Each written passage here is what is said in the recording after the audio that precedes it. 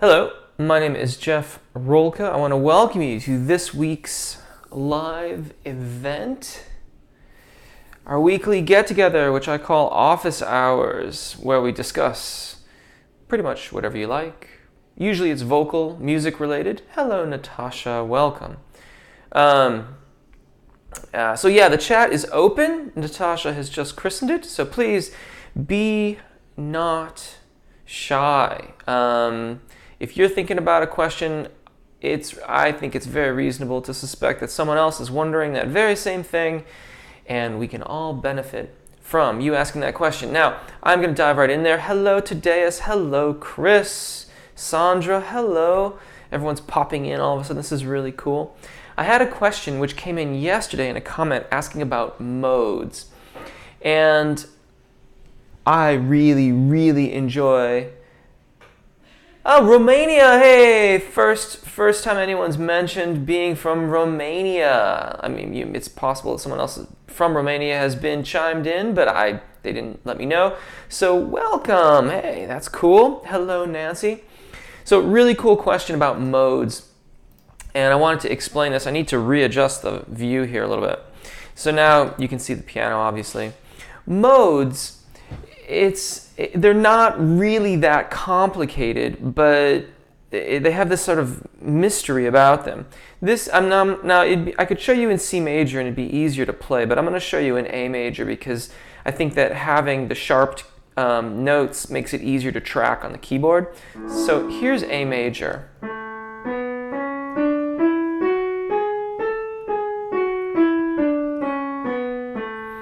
Now, that's actually also called Ionian mode.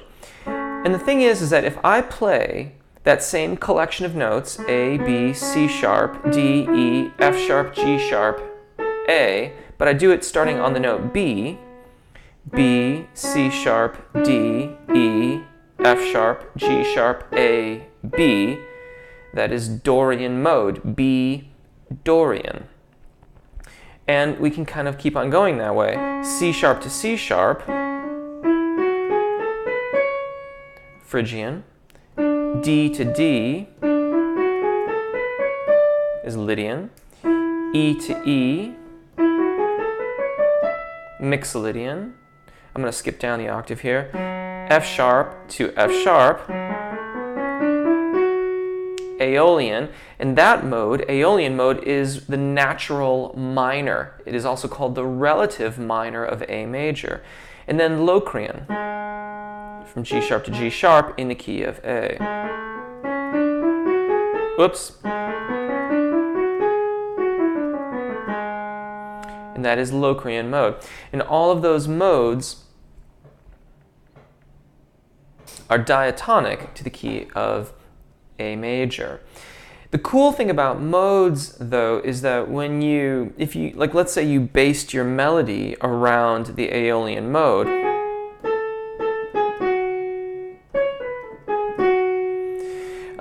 then even though you're in A major,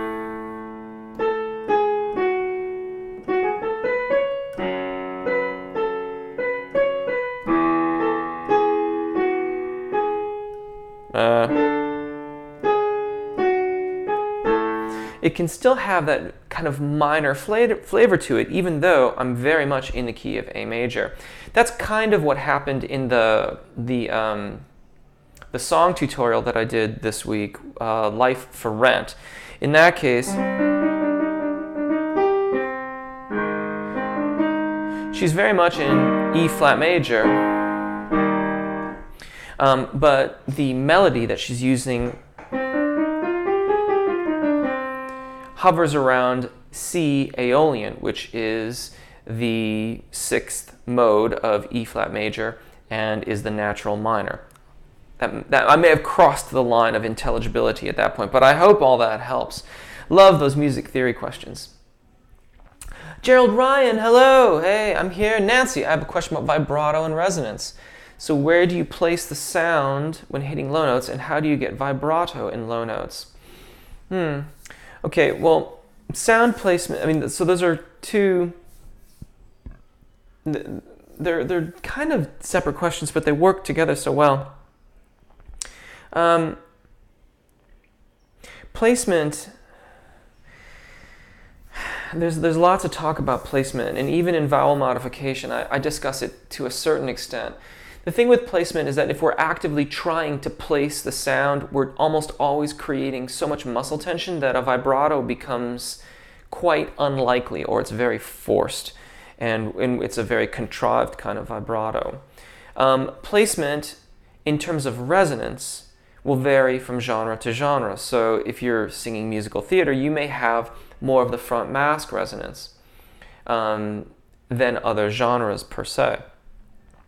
If you keep a well-balanced phonation happening on the vocal fold, so you have a good, well-adducted vocal fold and good airflow to support that closure of the vocal fold, the adduction of it, then the vibrato will emerge as a sort of interplay between the air column and the muscle tension in the larynx.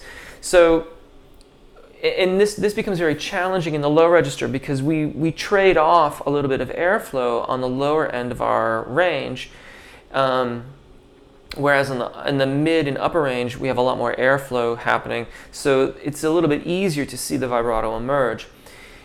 I think the thing is that if you are pushing down to get to your low notes, then you are increasing the muscular engagement around the larynx, and that's a supposition on my part. So try, as you sing lower,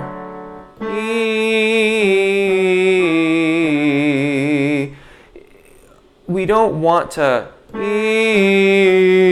if you start feeling or hearing that push, start again, maybe do some short notes,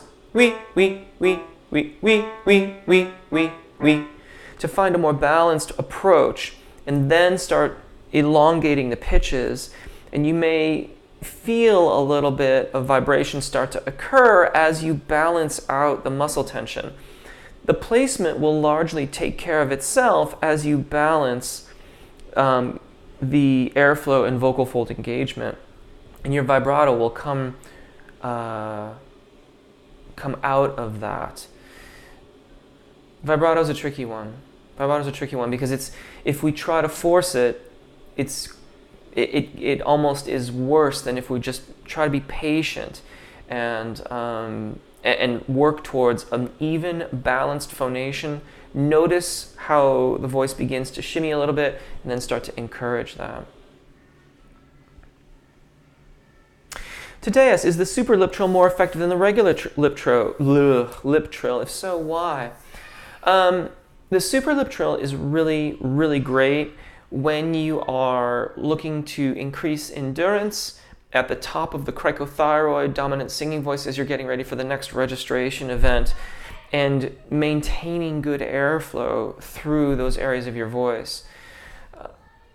I find the super lip trill to be very, very effective, but if it's not possible, and it's probably, the regular lip trill and the super lip trill are probably kind of even, sort of net neutral, if you will.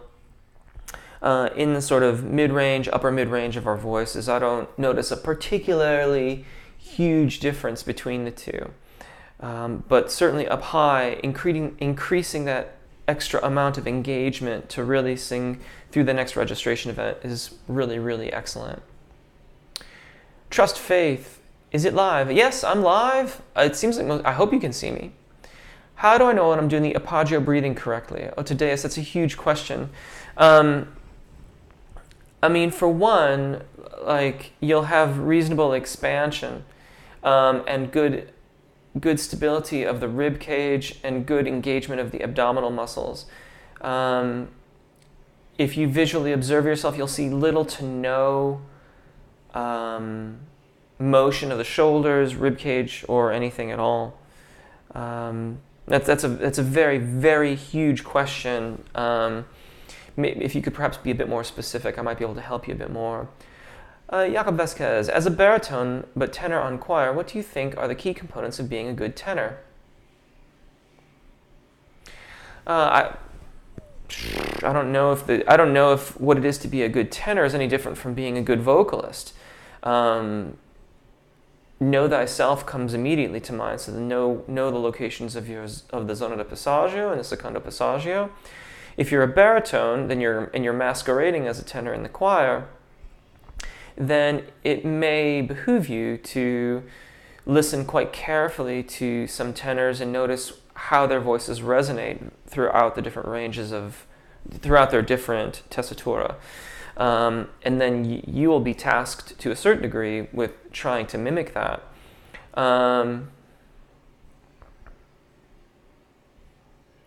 But being a good musician in general requires us to service our instruments, and that means having appropriate airflow to range and knowing how it works, so knowing the zona de passaggio, and just taking really, really good care of ourselves, I think, as well. That means being able to sing in tune. Yeah, more or less. Beamerball, hi, John here. Thanks for sending the AAA Method series of YouTube links. Very helpful. Excellent. You're very, very welcome. Today is, how can I sing without engaging the swallowing muscles? There's a video where I have you stick your tongue out and grab it. That's a good place to start. Pro Audio Rev TV, hello everyone. Hello to you, Giuseppe. Ali D, hey, do you have any tips on how to reduce a breathy vocal tone? Please note that my speaking voice sounds airy too. Yeah, there's a couple videos on that. One is, I think, called vocal cord closure or something to that effect. And there's also, if you search my channel for how to sing without breathiness, I think is the name of that video.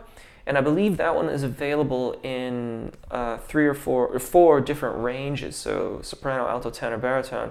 And those all have exercises that can help you with that. I might also add that it's easy to search for these things in my guidebook, which is available on my channel. Or no, it's not on the channel. It's on my website, jeffrolka.com, in the shop. And it's very reasonably priced, and quite frankly, it helps me keep doing all this stuff too. But yeah, the videos there, how to sing without breathiness in the voice, and chord closure. JC's Radiant Ray, trust faith. Yes, he is live. Try restarting the video if necessary. Thank you for that help. Mrs. Webster, can you address how to cope with failure? Had fun at the event this week, but in hearing the playback, I'm disappointed in my sound. Well, perhaps one thing, the first thing comes to mind is that, and I'm doing it automatically without even thinking about it, which is I would couch, is that an absolute failure or is that just disappointment? It's one thing to listen to a recording of oneself and say, oh, I could have done better, or I'm not entirely thrilled with that, but is it really failure? I mean, I don't know that it has to be so black and white. So I would start by looking at the positive things. It seems as if you got through the performance, which is not to be taken for granted, and you are at least that successful. If you can listen to it objectively, then try to identify what it was that is so disappointing to you, whether it's intonation or it's the enunciation, or if your intonation, and keep in mind too, I think of intonation as a symptom, not as a problem in and of itself, then address those issues in your practice and then do it again. But I suppose in the grand scheme of things, if we can take it from this is a failure and there is nothing to be had from it, take it from there and find a place where you can say, okay, I don't like that, and that. Let's go work on that. And then we go and work on it, and then we come back and we do it again. And almost inevitably, we'll come back and say, okay, well, now I don't like that, and that. And then we do it again. And if it sounds like this is a cyclical process that we just repeat and repeat and repeat, it is. And it's the same process that I'm doing right now too, and have been doing for 30 years. But in my mind, that's what it is to be a musician and to be a performer. Someone very wisely said that true mastery is always having a vision beyond what one is capable of currently manifesting. And if you think about that for a moment, that means that every recording you ever hear is going to be, at least in some part, disappointing, because you're always going to be conceptualizing of your performance slightly beyond what you're actually capable of achieving, and we keep on chasing that. And that is either the beauty or the horror in being a musician, because it doesn't really ever stop. And I think that's pretty cool. It leaves us something to strive for as long as you want to be a musician, basically. Sandra, do you have any tips on how to relax the jaw effectively while singing something less visible than rubbing your cheeks with your fingers? Well, if you're meaning this in I'm reading into that you're thinking about this in performance.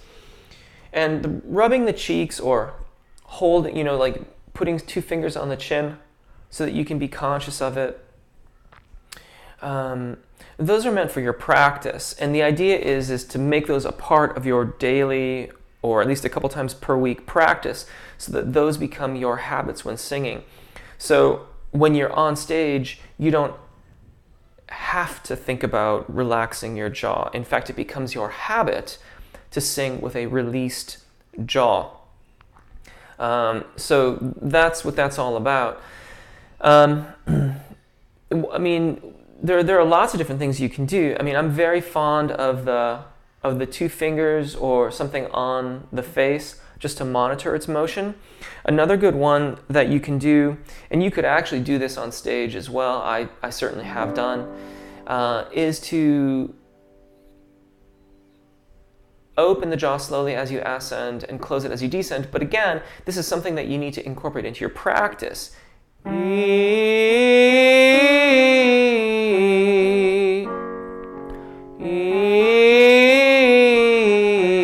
The idea being that it's never really all the way closed and never really all the way open, and you're kind of always in motion.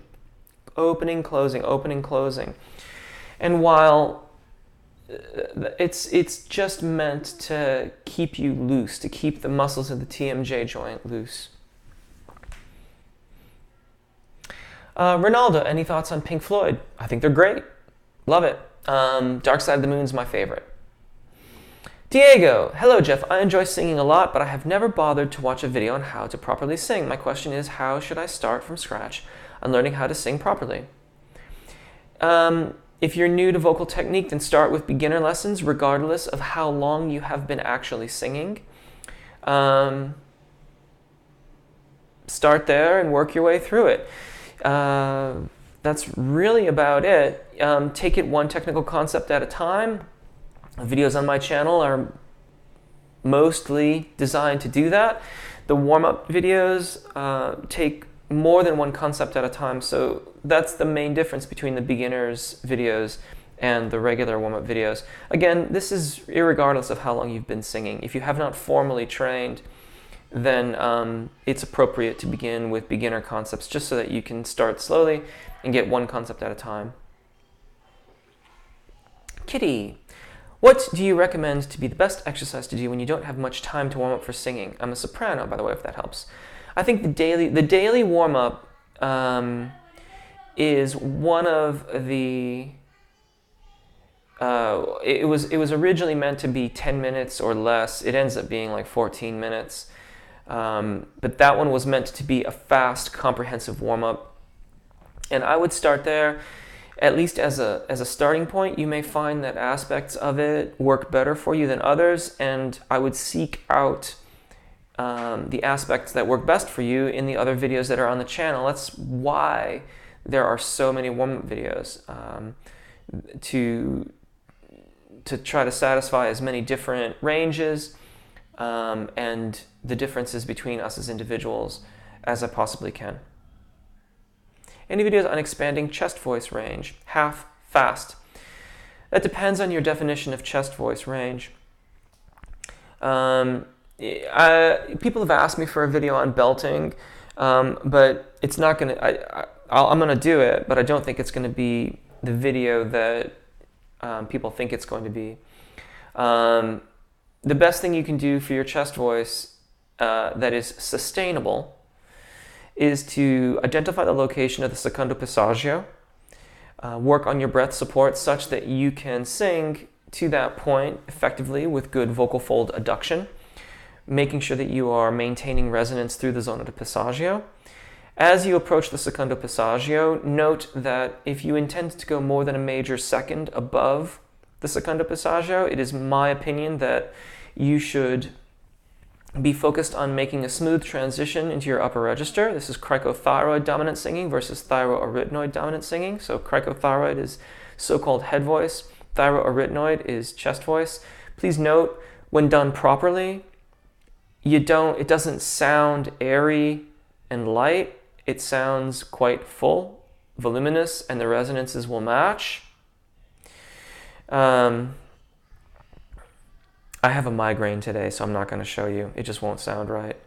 The thing is that all too frequently we get into this notion of like, I'm going to squeeze my chest voice higher and higher and higher. And the voice just isn't meant to work that way.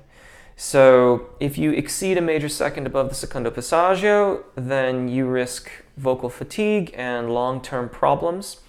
It is my advice that you mix up your technique so that sometimes if you know you're going to immediately be descending, then you might choose to belt, which is to say exceed the secondo passaggio by as much as a major second, and then immediately head back down into your thyroarytenoid dominant singing voice, chest voice. If you need to go higher than a major second, then it is my advice that you make sure that you do a good transition into your upper register and carry on. Case in point, when you've developed the technique to make that transition and to do it effectively, most people will not notice the difference. And furthermore, this gives you that many more tools, so to speak, to have in your vocal tool chest, so you can affect greater differentiation of timbre, tone, control, volume, and other forms of artistic expression throughout all the ranges of your voice. Karina, hello. Raish113 says hello, and I say hello back. Monsieur Maubet, hello. Jason's Radiant Ray, you speak about keeping the vocal folds adducted often. At times, I like a breathier sound. Is that a bad practice, dangerous to vocal health? Believe it or not, that breathier sound, because it's partially abducted or separated, AB ducted is separated, ADD is pushed together.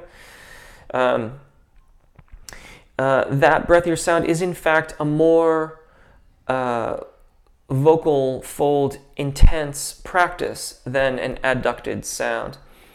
Dangerous, it depends on how much tension you're incorporating into that sound. The reason why I mention adduction so frequently is because that is the starting point that generates the most amount of flexibility. So if you're always accustomed to singing, then you will be very hard pressed to all of a sudden switch to but when you learn how to do it's quite easy to then go with a little bit of abduction, or with a little more abduction, or with an awful lot of abduction. So I suppose it's about control. If you don't learn to adduct properly, then it's quite unlikely that you will be able to control the amount of abduction with any consistent degree of success. Riley, what would you say is the best way to not have tension in the throat while belting? That's a contradictory statement. If you're belting, by definition, you are increasing thyroarytenoid dominant musculature so that you are avoiding any more activity of the cricothyroids than is typical in your chest voice range. So if you mean by increasing it not as much, then it ultimately boils down to making sure that you have enough subglottic pressure, airflow, engagement of the abdominal musculature, and adequate expansion of the rib cage. But the belting, by definition, is to increase the muscle engagement of the thyroarytenoid dominant muscles, your chest voice, as you approach the secunda passaggio. Once you exceed the secunda passaggio, then you are belting, or said to have entered the call of the voice. Yeah. This is tricky in a way, because there are others out there that would suggest that when you are still belting, when you have allowed the transition to occur, but that directly contradicts other existent, quite reliable sources' definitions of what it is to belt. So don't take my word for it. Have a look at Shirley Emmons' website. Have a look at Richard Miller's teachings. There's a lot of resources online that talk about this. But yeah, basically, if you're belting, you are insisting on vocal fold engagement of the thyroarytenoid muscles, and they are going to increase as you ascend. Otherwise, you won't get the right pitches. Tadeus, at Sandra Earhart. Gerald Ryan, I miss you, Jeff. It's been 2 weeks. Oh, well, welcome back. I'm glad that you're back. Pro Audio Rev TV, why in so many singers, when they sing high, the low part of the neck inflates as a frog? John Lenz, is this relate with good emission? Not necessarily, Giuseppe. Not necessarily.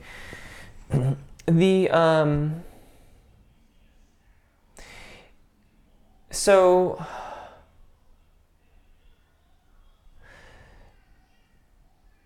sometimes it's kind of like, why does one person, in a sense, what you're asking is why does one person's shoulders look really broad and another person's shoulders look kind of round and more narrow?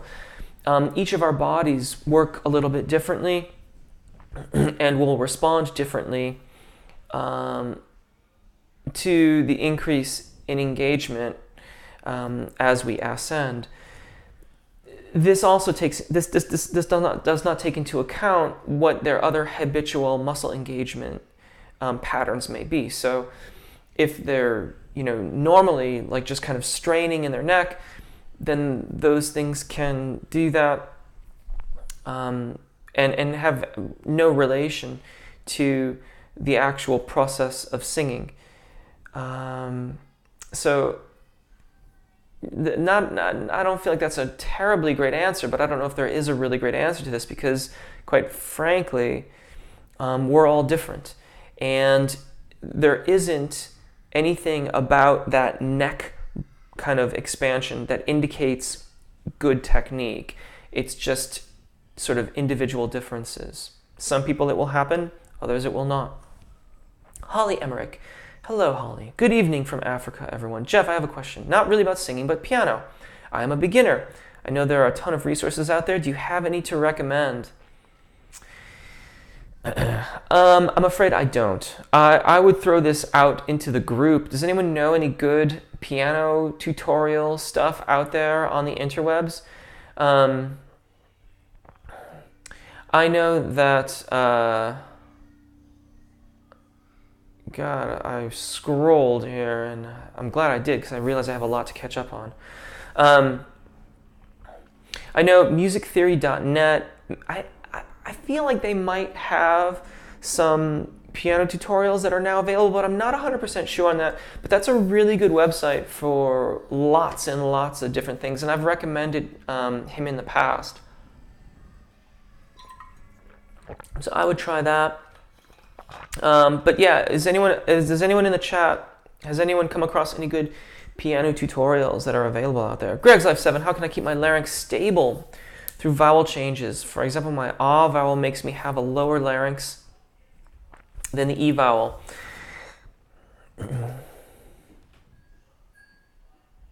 But which one's the neutral position is the question that comes to my mind.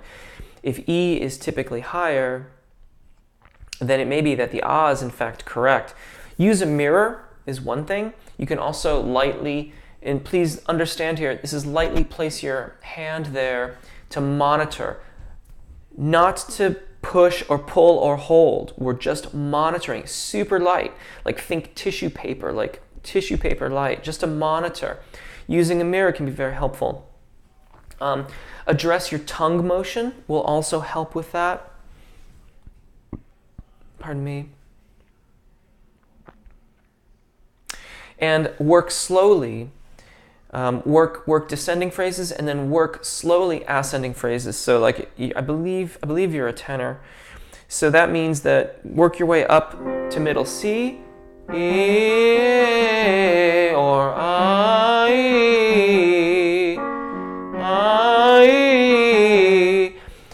and notice how your larynx is either staying stable or changing, and just gradually over the course of weeks, move your way closer and closer towards the secondo passaggio.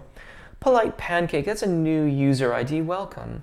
Can you give me some tips for auditioning in front of judges when singing? How do I not be shy? Laughing out loud and such. My first recommendation is you check out my video, which I did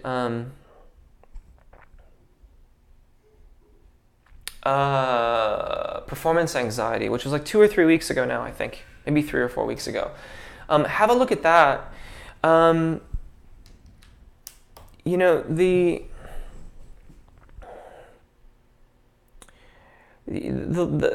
I would say the short answer is have a look at that video.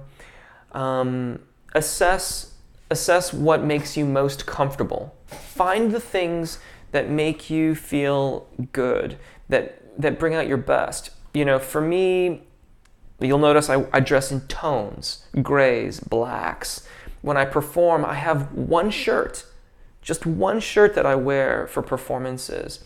And you'll see it in my earlier videos. As I've become more comfortable with these events and recording videos, although I still get quite, you know, I get a little bit of performance, it activates a lot of my performance anxiety traits when I get ready to record my videos. In my earlier videos, I always wore the same one shirt for a long period of time. And so it's because those things make me feel good. I feel comfortable. I feel like I'm ready to perform. This is not a quick fix. It's a process. And by looking at the things that help us be most comfortable, it frees us to address the negative aspects of our performance anxiety and deal with them such that we can perform at our best. Some say I cannot be a soprano because my speaking voice is not very high. Is there a correlation? What are your thoughts on the topic? Yeah, I suppose there's some correlation, but ultimately Foch is determined by a variety of factors, not least of which is the location of the secondo passaggio. Furthermore, there's so much misinformation about identifying range that unless this is from someone who is an actual singing instructor or a seasoned, schooled, and I mean studied vocal person, singer, whatever, I would largely disregard that opinion. And I really want to be very specific about this. Even people who have studied voice for a long time are not necessarily entirely informed on the qualities of Foch's that are not their own. So they may be, you know, a seasoned veteran of, you know, university level training as a tenor, but that doesn't mean that they're qualified to understand the requirements of the soprano or mezzo-soprano or alto ranges. That's what vocal pedagogy is about. So I would largely disregard that. Stryker, good day. JC's Radiant Ray at Stryker. Bishy J official, does the tessitura expand with more vocal range warm-ups? your tessitura may expand with more of the warm-ups. I would include in your practice the videos that work on registration events. So the videos that say like how to sing high notes or how to sing over the break, stuff like that, that are on the channel, because that's the technique that will make those full range warm-ups more effective. Ali D, thank you. And also another question, if you don't mind, my lowest note is a B2. My highest is C5. Okay, well, Fosh is determined by a great many different things. I hope I'm not wrong here. In furthermore, alto and tenor ranges overlap quite a lot. By definition, female voices are categorized as either some variety of soprano or some variety of alto. So B2 is quite low, and C5 is, there. That is pretty squarely in the alto kind of range, but without looking at the location of your secondo passaggio, it would be irresponsible of me to say you are this or that. But again, by definition, alto if you're female, even though that the range of alto and tenor overlap almost entirely. Mrs. Webster clarifying, others were okay with the performance, but I was unhappy with the sound. So it's only my issue and have to get back on the horse. Yeah, I mean, that's kind of what it is, I think, to be involved in the artistic pursuits. That's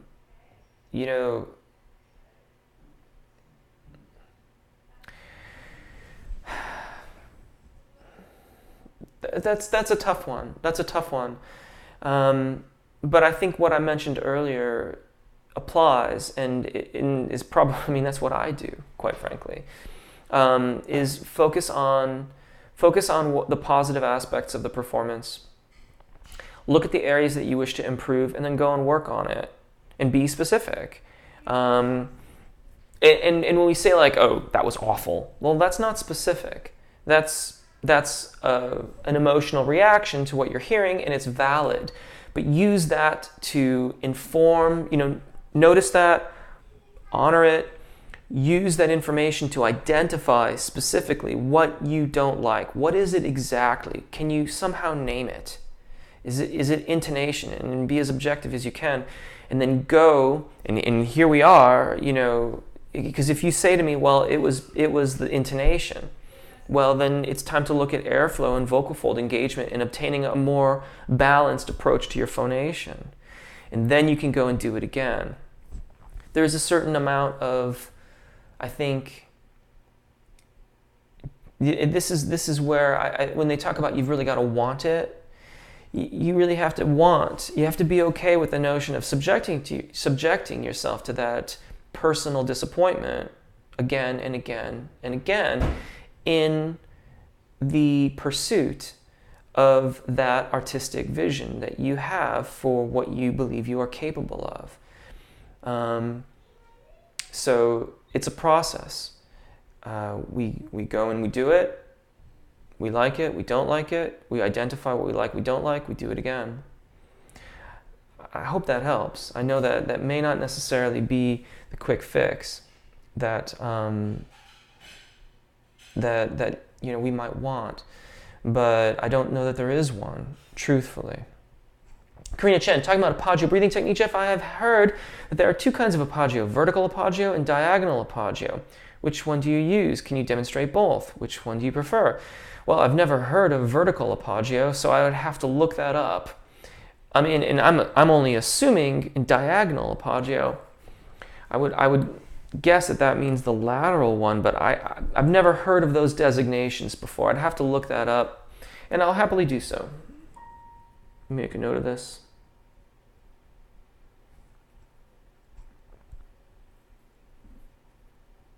And I can talk about that more next week.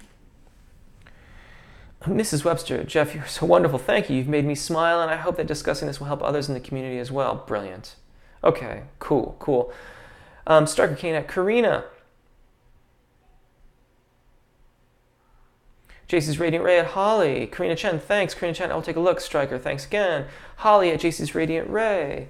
JC's Radiant Ray at Holly. Slim Ben H. My friend says I have a good voice, but I don't like mine. I don't know why. That kind of relates to what I was talking about with Mrs. Webster here. If you weren't here for that, go back to the beginning once this is posted to YouTube and have a listen to that. Striker Kane at Holly and at JC's Radiant Ray. Sandra, thanks, Jeff. Sandra Earhart, will the opening and closing the jaw... Oh, we'll try. Okay, got it. Excellent, yeah.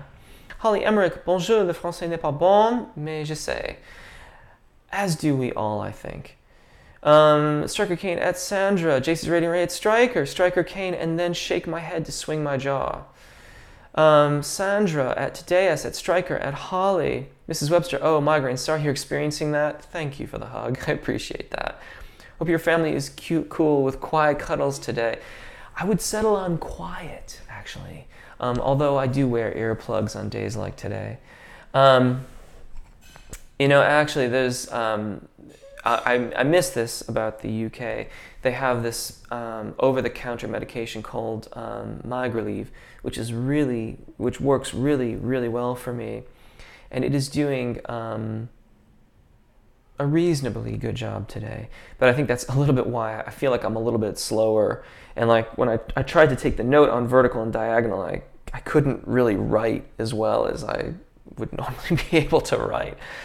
IDC. Every time I sing, a lot of saliva is produced. Whoops. Scrolling challenged here. Where are you? Wow, I just saw that. Produce saliva, hurting my enunciation and singing as a whole. How could I fix this? Whew. Swallow more frequently. You may try being a little bit more. It depends on what the production of what's causing the production of saliva. You may just try to be a little bit better hydrated. Sometimes that can have an impact on the saliva. It can if water I'm talking about here.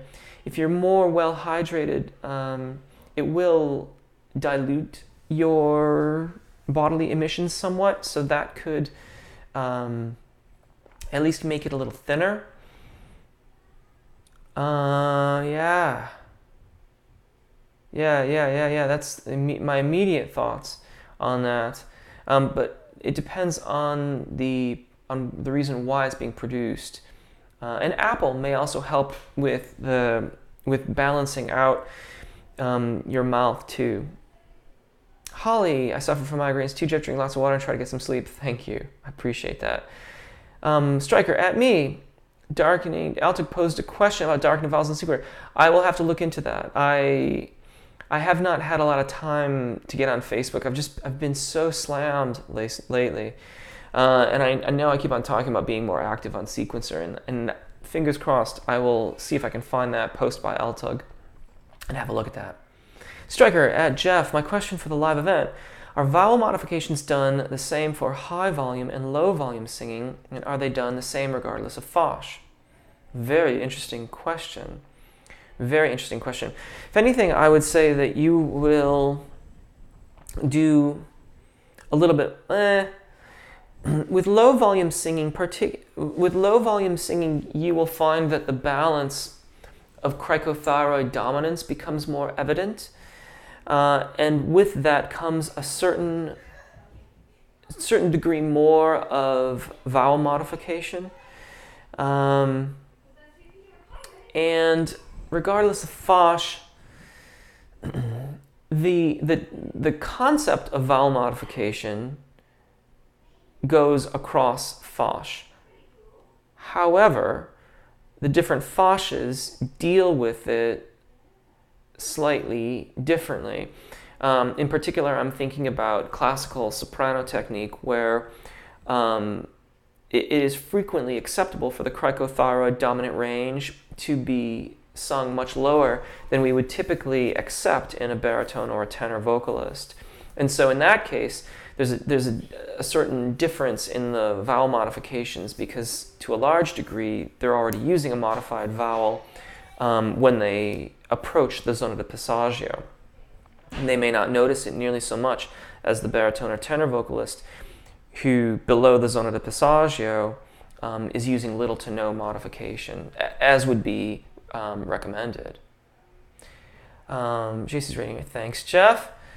Holly Emmerich at JC's rating it. Ray. That's good, by the way, JC's rating it. Ray. At Holly. Oh, you guys were talking in French. I skipped that for some reason. Holly at JC's rating it. Ray. Ronaldo. All kinds of different stuff. I'm not sure what those emoticons mean. Hopefully nothing untoward. Striker at Holly. Holly at Striker at Holly. Mrs. Webster, oh gosh, it's free comic book day. Got to go. Kids are wanting to spend time with me. Got to say yes. Brilliant. I hope you're probably gone already, Mrs. Webster, but thank you for chiming in today. Jason Ray at Striker at Holly. Greg's Life 7, I'm only a tenor in my dreams. Holly Emmerich. Thanks, Jeff. I'll check out that website. Kirill Polevsky, is it possible that a tenor can hardly hit a G4? Yeah, absolutely. It's possible that you don't quite yet have enough airflow to belt that out, which is fine. And if you don't have enough airflow to belt that out, you're certainly not going to make a smooth transition through the zona de passaggio and make the transition into cricothyroid dominant singing. Check out the range videos, the how to sing in head voice, how to sing smooth over the break or something like that on the channel, and that can get you started. And also the Apagio breath management video for airflow, and the daily warm-up has a really great airflow exercise at the very beginning of it, as does the diaphragmatic warm-up.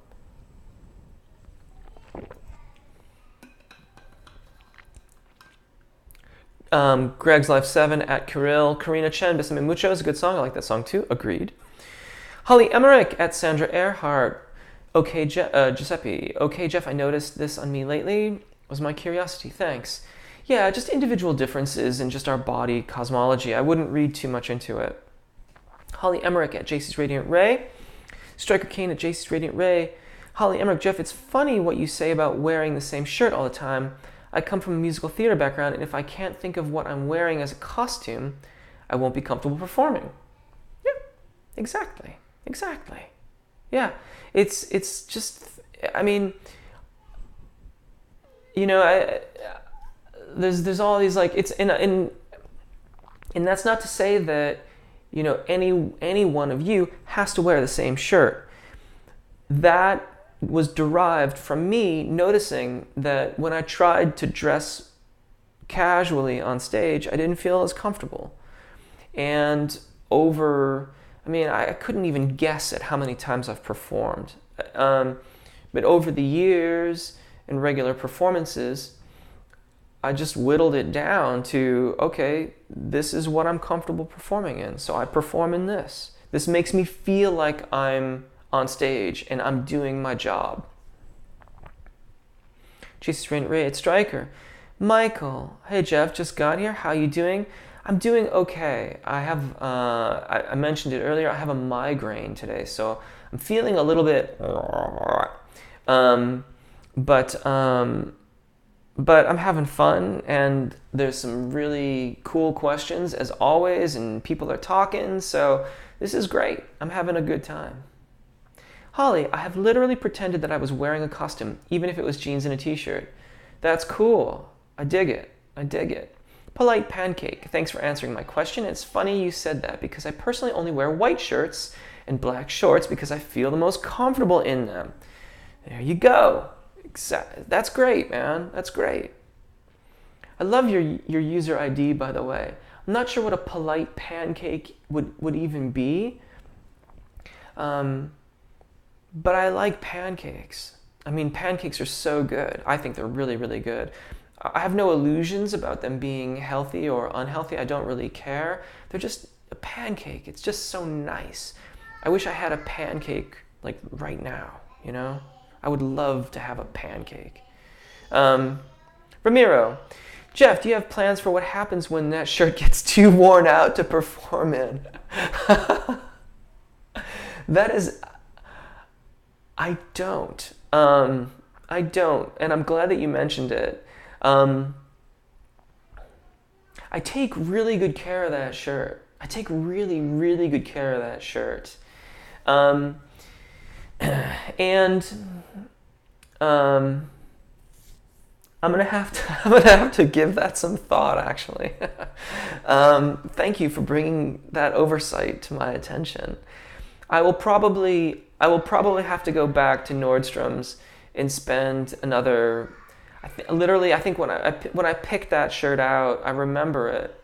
I spent like 2 or 3 hours trying on all these different shirts, and you'll notice like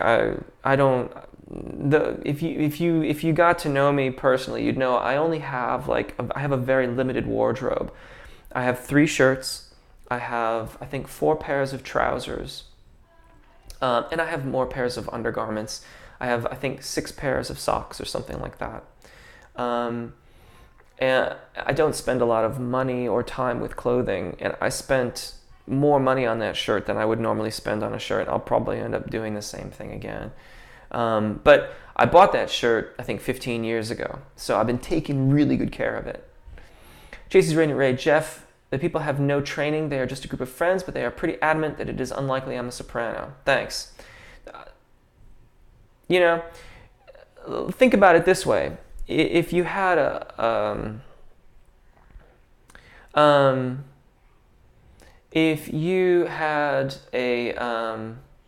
car salesman come into your house, and for some reason the electrical outlets in your house stopped working, but it was evident that power was getting to your house, how much value would you put in that opinion?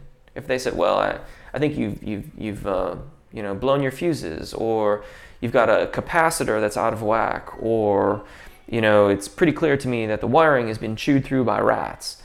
They're welcome to their opinion, but I wouldn't put a lot of stock in it. I'd get an electrician in to diagnose the problem and then have it repaired. That's what professionals are for. Quentin, to all you low baritones out there, remember you might just have an awful breath support and not know how to transition over the break. Entirely true. Giuseppe, have a great weekend yourself. Bye-bye. Polite Pancake, great live stream. Bye, friends. See you later. Bishy, does adrenaline affect the vocal cord when singing live? I have to believe it does, like any chemicals in the body would. And particularly, it's going to just have an impact on your overall muscle tension. So, certainly. Polite Pancake at Giuseppe. May Killer Kink HD, and notice that drinking tea while warming up helps me a ton. Now, what kind of tea would be the best? I'm currently using peppermint tea. Well, if it's not broke, don't fix it. If that's working for you, carry on. Do be careful, though, that it not be too hot, because that can sometimes have an adverse effect. But again, if it's not broken, don't change it. If it's not serving you, then assess it later. I know one vocalist who had a lovely voice, could sing very, very effectively throughout a variety of ranges, insisted that Coca-Cola was his go-to vocal lubricant. We are all different creatures. At Striker Kane is laughing out loud. Korean Chen, Jeff, we appreciate you hosting a live event even when you have a migraine. You're welcome. It's all good. I do have a lot of fun at these, and I loathe the thought of missing it. Can you do a video reaction for any singer like D. Adders do on YouTube? I don't know. I mean, I suppose I'd rather talk about it here. I'd rather you throw out something to listen to. Like if there's something that we as a group want to have a listen to, we could go listen to it and then come and chat about it here, rather than making specific videos about it. I'd rather stick to tutorials and technique and things like that, rather than weighing in on vocalists and stuff like that in that format. Slim, who's going to win Arsenal or Manchester tomorrow, and what's your favorite soccer team? Gosh, I don't know. I don't really pay much attention to team sports, I have to admit. I mean, if anything, I know more about Liverpool just because a very, very close and dear friend of mine is a Liverpool fan, which ironically enough, he never really paid any attention to it until his brothers insisted he had Liverpool, because I think one of them has Manchester and the other one has Arsenal. Striker at Jeff, can you give a short parochial step for vocalists who initially cannot get their voice to match a tone? What would you do with a beginner to guide them? Wide intervals, short syllables. So, and you know, make your best guess as to the most comfortable area of their range. So, for example, if it's a male vocalist, literally between like D and A and E and B. Just like a super limited range and wide intervals. We. Have them sing along with you, and then let them sing with the piano, sing along with you, sing along with the piano. Do them ascending, we. Do them descending, we. And then go from there. Once you can get them to do that reliably, start trying to get arpeggios going. Once you can get arpeggios, start getting scales. Once you got scales going, now you can start working on matching tone and developing consistency of phonation. Ingenious Clown Gaming. Hey Jeff, I've been taking lessons for about 8 months now, and one of my biggest frustrations is that I can never really feel the proper support mechanisms. I've tried so many different exercises from you and others, but none of them have clicked with me. I always end up squeezing the throat subconsciously as I raise pitch. Any tips? Well, I would say, first of all, limit your range initially for a while. Stick to like super comfortable range of your voice. There's a video of mine, I don't know if you've seen it or not, and it has the lean in the title, and it's about leaning up against a wall at a fairly acute angle in order to become more aware of the muscle engagement that you're using to adequately support your voice. I would try that and see if you can feel that musculature. One of the difficult things about support with singing is that when we're doing it properly, we don't really feel all that much, and we certainly don't feel much, if anything at all, in the throat. And so it becomes this process of elimination more than a process of induction, where we're adding things to it. We're trying to reduce the amount of engagement. So I would try the lean and see if that helps. You can also stack your hands, put them at your solar plexus, and lean up against I usually, in my studio, I'll have people do this up against my piano. And then there they can feel their abdominal muscles engaging. And that's another good thing to do too. Sandra at Jeff, stop talking about pancakes, or I have to leave the kitchen and make some. Hi Jeff, I have a really good singer-songwriter type voice, but I struggle with any kind of classical or golden age music because after years of voice lessons, I can't seem to develop vibrato. Thoughts?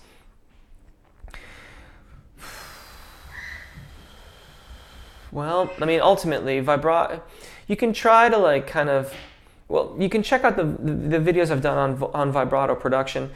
Ultimately, vibrato is more about having a released and balanced phonation than it is about trying to activate something. We respond to the vibrato. We notice the slight amount of shimmying that begins to occur, and then we kind of encourage it from there.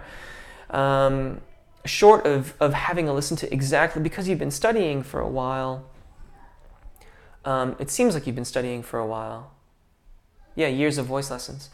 I really have to assess the kind of balance of your phonation. But I would say this: if you believe you have a balanced approach to your singing, the most amount of flexibility I think that you will find in terms of a vibrato creation is going to come in the area right at or right below, and I'm talking like a major second, not much more than that, below the primo passaggio. And you might try some long tones in that area, or the exercise that I have,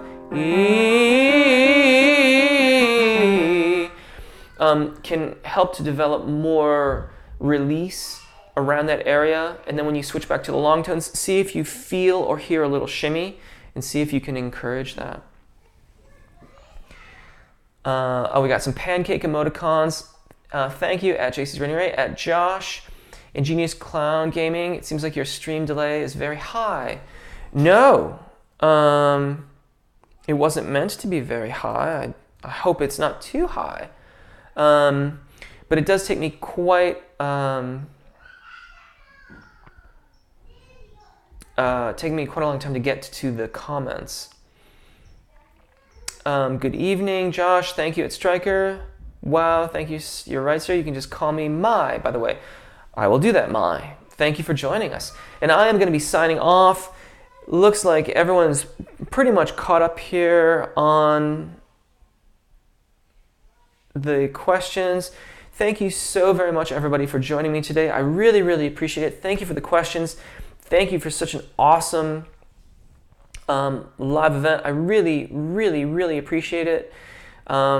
Be well, everybody. Take really good care of your voices. Enjoy singing, and I'll see you either in the comments on the channel, or I will see you here next week.